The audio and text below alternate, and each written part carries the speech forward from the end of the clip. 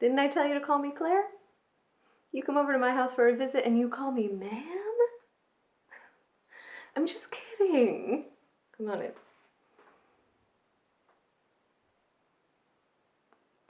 Oh, honey. Oh, honey. Did it happen again? Yeah. Here, you take this one.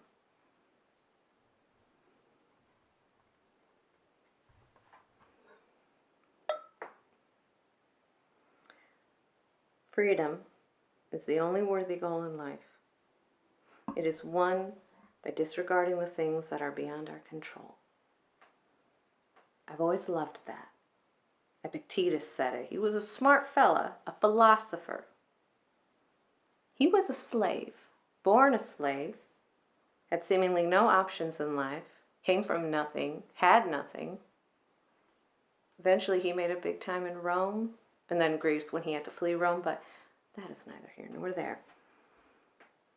Freedom is the only worthy goal in life. The only worthy goal. Because it is the thing they will most want to take away from you, and that's the goddamn truth.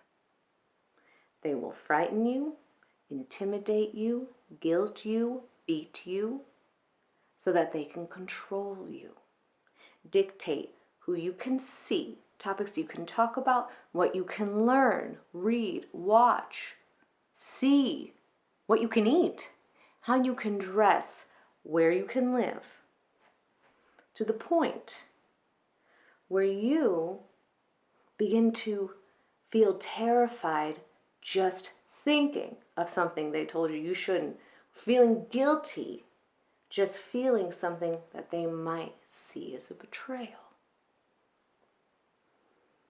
But here's the thing. They work so hard to keep you caged up because they're scared of you. Yes, they are. Yes. They're terrified.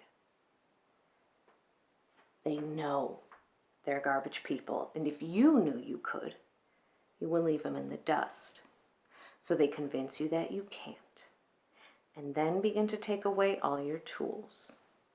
Money, family, friends. So it's harder and harder for you to remember. Think about it this way.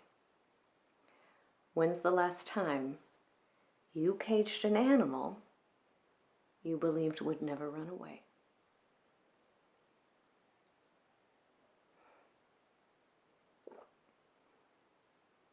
Do it now. Break away now. Stand your ground. Claim it in any way you can now. Don't wait until he has broken your spirit entirely, and with it all your freedom. You always have a place here. Your life depends on it. And that is not an exaggeration, ma'am.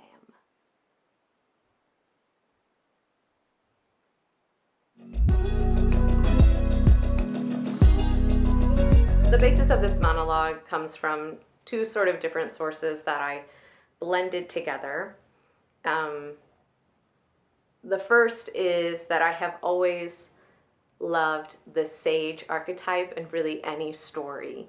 And I wanted to play with a character who was maybe an atypical sage, where it's not an older person espousing wisdom to a lost, confused younger person, but maybe a neighbor or a peer speaking to another woman of a similar age, but in very different life paths. And when I had that idea, I remembered this very difficult memory that I have from my childhood, where I lived in a very dense townhouse complex, and it was blocks long and sound bounced everywhere. And one night I was in our backyard and I was letting our dogs go out to pee before we went to bed. I was at most 10 years old, maybe 8, maybe 9. And I was by myself, and I heard a woman from I don't know where, somewhere in our complex, begging and pleading for her life and for someone to help her. And she was clearly being, felt very unsafe and was being abused.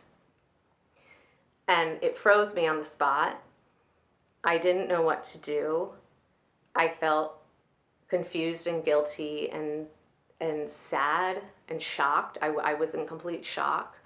I had never heard that level of desperation before. And I didn't know where it came from or who it was. And I hope that this person found safety. And I didn't do anything. I didn't even tell my parents. I was in so much shock and felt so guilty and responsible. And maybe this monologue is a little bit of me wishing that I could have found her and helped her. If you or someone you know is in a dangerous situation, I'm going to put what resources I can find below for you. Please know I am not an expert on this topic, and I feel this is somewhat of the role of art, which is to shine a light on things that are difficult for us to process and understand, and maybe it can help some people in the process as well. I feel like this is quite inelegant the way I'm saying this, but this piece is really dear to me, and I hope that maybe it helps some people, and if it wasn't for you, that's okay. And again, please, I'm not an expert on this topic. Please talk to a professional, but I will put the resources below that I can to help people get out of domestic abuse situations. And if it spoke to you, please stick with me. If it didn't, please still try and stick with me in this channel, and come back for number 30. Thank you very much.